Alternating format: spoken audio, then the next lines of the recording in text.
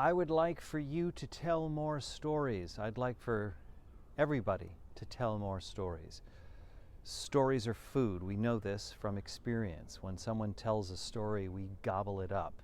We'll stop what we're doing in order to hear a new story, something that we haven't heard before, or, the same story that we've heard 1,000 times. We can feel in our bodies that we need this.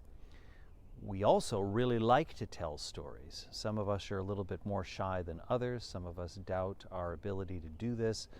But we actually feed ourselves when we tell stories. So I'm always amazed at how we stop ourselves from doing this. We make excuses, we self-evaluate, we doubt, we make assumptions that people don't want to hear our stories, but nothing could be further than the truth, from the truth. So one of the main ways in which we stop ourselves from telling more stories is not knowing how to start. So I'm not a real big believer in the whole sequential thing. I don't think it's that important to have a great start or, really stick the landing. I think whatever it takes for you to just describe a moment is enough. So here are 4 ways in which you can start a story. These are strategies that help you get over the hump so that you don't stop before you even get out the gate. They are the architect, the tender, the artist, and the reformer. They align with mental up, somatic or embodied down, active forward, and then the formal back, or moral or spiritual back. If you look at the video around directional vocality, you'll get more information about those 4 directions. This aligns with that. I actually have 4 times 3, 12 different storytelling strategies that I will offer in 3 different videos. This is the one for starting. And each one follows the same up, down, forward, back. So in this case, up is architect, down is the tender, forward is the artist, and back is the reformer. Let's start with the architect. So up, if you get yourself into a feeling of up, like you're floating, like you're up above the world looking down on it, and you can take in your environment, other people, etc., with some a little bit of objectivity, you can use the architect, which is descriptive purely. So you don't worry about where the story's going or what's going to happen to the character or what the moral of the story is, none of that. All you're really interested in doing is describing something. So I can say more about it, but why don't you try it? Just imagine yourself floating up a little bit wherever you are, even if you're sitting in your office or at school or something. Just imagine yourself levitating, floating.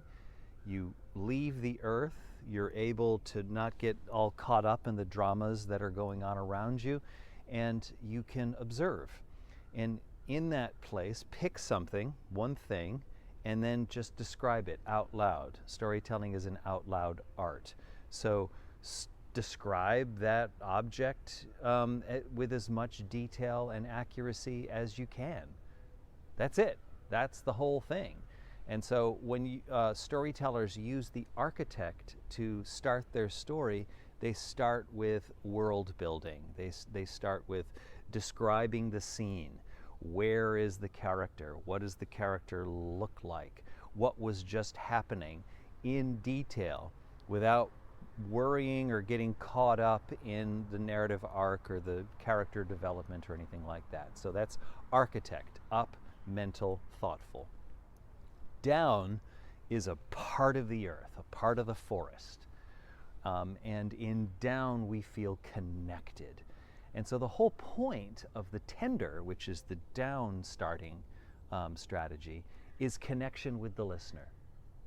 We're not worried about a lesson, we're not worried about detail, we're not worried about telling a story well, any of that stuff. We're interested in building a connection and wondering genuinely, authentically, how's it going? What do you need? What ails thee? And then responding with a story. So the Imagine yourself sinking into the earth, becoming a part of the forest, your roots intermingling with the roots of other forest beings, and you feel everything. It's an empathetic place. You sense the needs of the environment.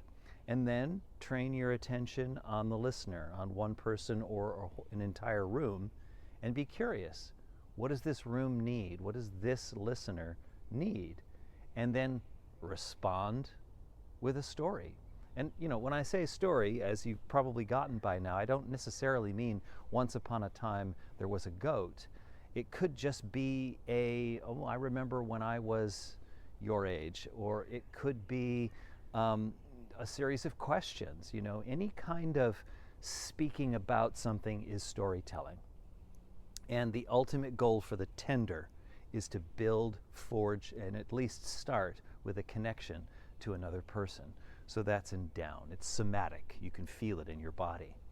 Now, forward is, I call the artist. All the forward storytelling strategies have to do with will, doing, creating. And the artist is the creator. Could just as easily be the composer or any of the other senses where you're making something. Because in forward, what comes with forward is a narrowing of the attention.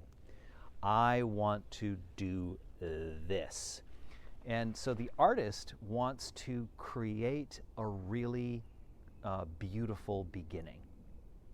That's the goal. Of all the 12 storytelling strategies, this is the one that is probably the most interested in preparation, in crafting, in tooling, and making the best opening line.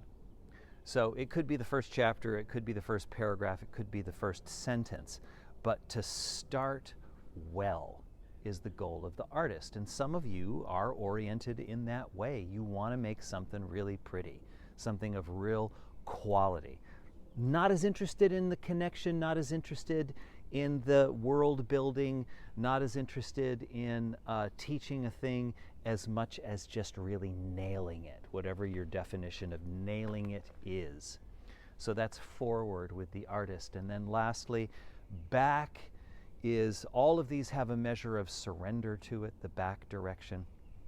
To start a story in back is to actually set the story into action, trusting that it's going to arrive where it needs to.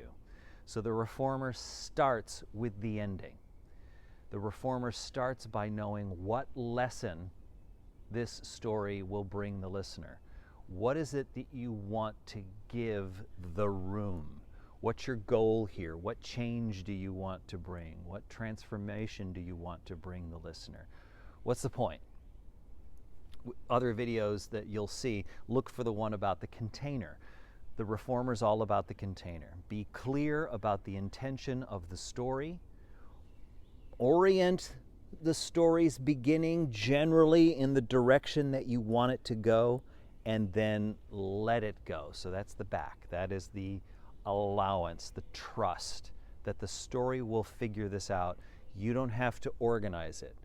All you need to do is set the intention. I want to teach my child not to be afraid of dogs, or I am going to give this room an inspiration to go vote, whatever it is. Set the intention and then let go.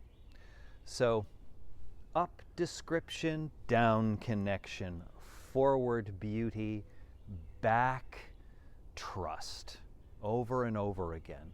So look for the next video that is about the maintaining of the story, the 4 strategies that help you get through a story, and then lastly, the closers. What strategies you can use to close a story so that you feel good, it does what you intend, etc. So you can always get more information about this. There's a whole book about these 12 strategies. Follow the links. It'll take you where you can get a workbook to have some practical exercises that you can do to try out these strategies and see which ones are right for you. Okay, tell lots of stories.